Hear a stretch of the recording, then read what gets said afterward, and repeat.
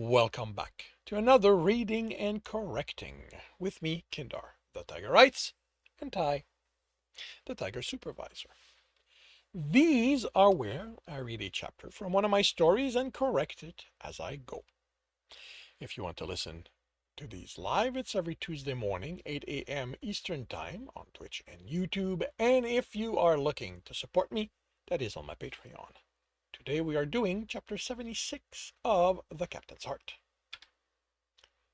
Your heart isn't joining us, Litmir asked as Gralgiran joined him and Lil Mary at the restaurant table. He's off with a couple of his friends at the reservoir. A quick scan of the offerings and he placed his order. That must be a relief. Lil Mary said, "You were worried you wouldn't be able to make any beyond the hunter you had looking after him. The other is also a technician. I'd like him to make friends outside of his work, people he can do different things with." The siblings exchanged a look. "We can organize a gathering. The two of us know a wide range of people, and if we make sure everyone also brings a friend, we might cover just about all types on the ship." Gralgiran considered the offer, along with what it would mean for that gathering to be in private apartments or a gathering room they rented for it. Disturbance laws didn't apply within private locations, which meant that so long as Lil Mary and Litmir didn't mind sex happening, and he knew them well enough to know they wouldn't, it would. He could ask them not to on account of Jeremy, and he thought they'd respect it, but it would also limit who came, which would go against the intent of having as much people, as much people as possible for Jeremy to meet, and wouldn't ensure some inebriated attendee didn't have sex. Anyway, I'm going to wait to see how his outing goes. If he comes back down if he comes back disappointed because he couldn't widen his circle of friends, I'll let you know and we can see about helping him. His food and drink arrived and the siblings made a show of being repulsed by the spicy scent. "What's your day like then?" Litmir asked. "Going to exercise with Berlin after this, then I have an appointment with Duran for a massage. I'll go see Alex, since I haven't had a chance to just talk with him since he returned to engineering." "Not worried your heart will get in the way of that conversation," Lil Mary said. "From what I heard, they don't get along. Your information is either out of date or Jimmy's been lying to me. And I don't believe it'd bother after all the time he loudly complained about the kind of male he felt Alex was.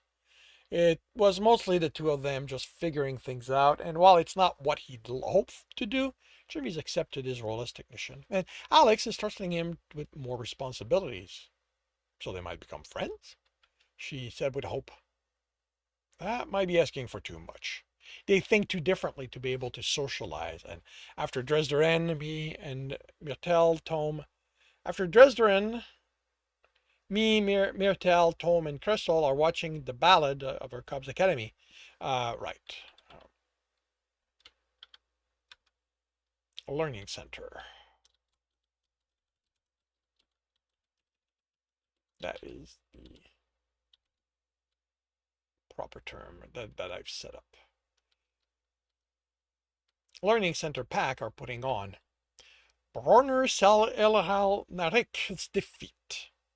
I remember putting that one on when I was their age, Litmir said. "It's a good one to teach cubs the danger of trusting too much in the gods meddling." Gralgiran chuckled. "Only trust they will meddle and to complicate your life, never to help it." Lil Mary smiled. "That's another thing for you to say, considering someone meddled so you'd find your heart." His protest died as he thought it over.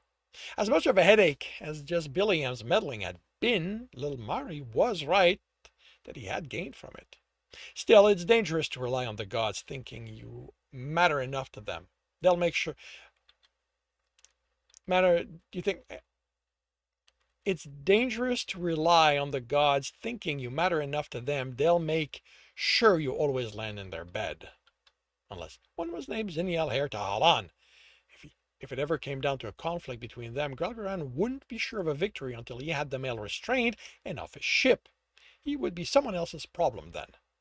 But it was safer to tolerate him and have Zinila help him as well when he pulled the quartermaster to his bed. He blocked, quickly stepped in for a quick strike, for a jab.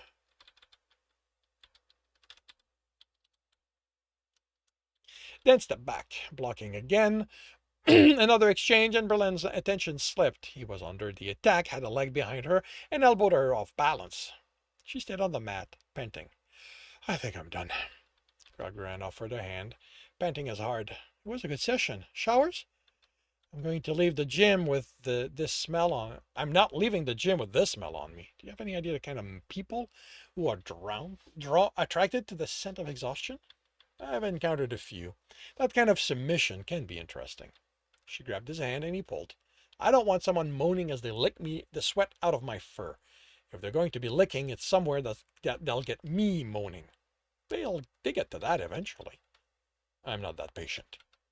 They undressed and entered a stall. They rubbed the water into their fur. Then she turned, hands on the wall, and he lathered his back. How's sex with your heart? Interesting. He chuckled at the memory of the first times. I've looked up their physiology. That looks painful. Intense is a better word, but once it's in, the sensations are very interesting and nice. And what are his opinions of Kelsirian's penises? He turned to lather her front. He's only had mine, and he was never with an Earther male, so he has nothing to compare to. You think the difference would matter if he had had one of their males? I doubt it. Jeremy will still. I doubt it. Jeremy would still only be with him, and he would find a way to make their sex just as good. Done, he offered her his back. And where did you get files containing images of naked Earthers? As far as I know, those aren't public yet. He groaned as she dug her fingers into his sore muscle. I know someone. You know they can get in trouble for giving you access to that information, right? She chuckled. Oh, I'd like to see you arrest him. The statement puzzled him until he remembered who had been on the ship until the last stop. The ambassador's a good lover, isn't he? How did you know? He chuckled. There isn't anyone else who's outside my authority. She nodded. You and him? Then resumed lathering him.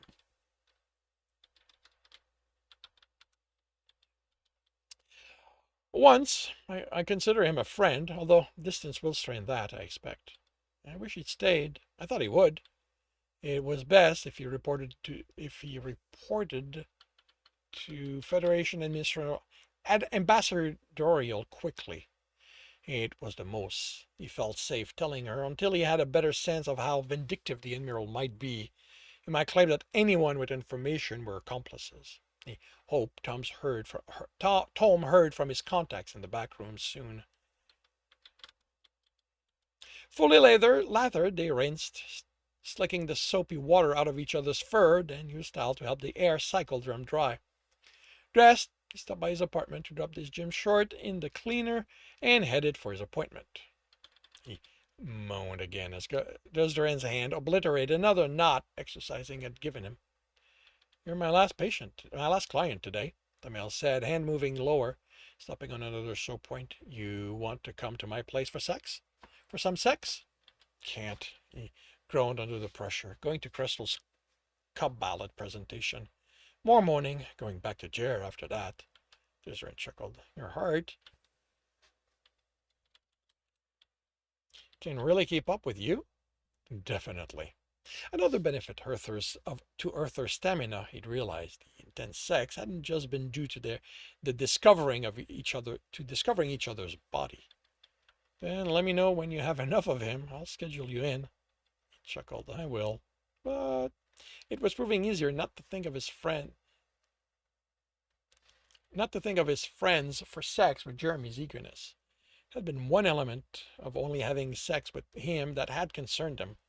There were no ballads about Earther's sex in the collection he had, so he hadn't been able to get a sense of what he'd be missing, if anything. Gralgiran didn't consider himself any more sexually active than any other Kelsirian, but he did enjoy it.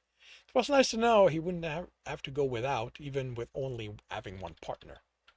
Oh, you are in for a surprise. The cubs gathered in a semicircle around the one sprawled on the stage. She was the largest of them, so it made sense she'd been picked for the role of Bronner Sel Helranarik, even if the character was male.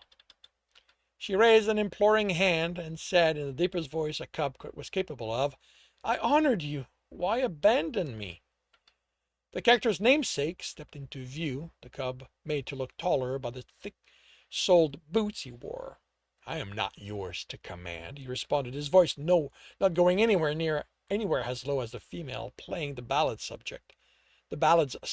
"I made you. I give you my love, but I will not live for you. I meddled." Crystal put her hand on her face, and he patted her leg. Who hadn't said that word improperly at that age? "But you ignored me because it wasn't the meddling you wanted. You made war when I set you to your heart. You killed when you vowed to protect. You didn't honor me, Proner Sela Narik. You did not honor my name. You hope I'd served you." The cub, playing the god, turned to face the audience of parents and friends. "I love you, and I honor you all, but never forget that gods live above you. We listen, and if we feel inclined, we meddle, but it falls on you to live. It falls on you to see your heart when one of us places them before you. It falls on you to protect each other. Do not blame us when what you do only advances you, and we do not stand at your side." The room fell to darkness. There were startled cries on the unseen stage, then applause rose. The lights returned, and the cubs rushed off the stage to their parents' arms. The cub, playing his namesake, hobbled his way in their direction, the boots making running difficult, and Crystal crossed the distance to pick them up. "You were wonderful," she rubbed muzzle to pick him up. Why did I say them?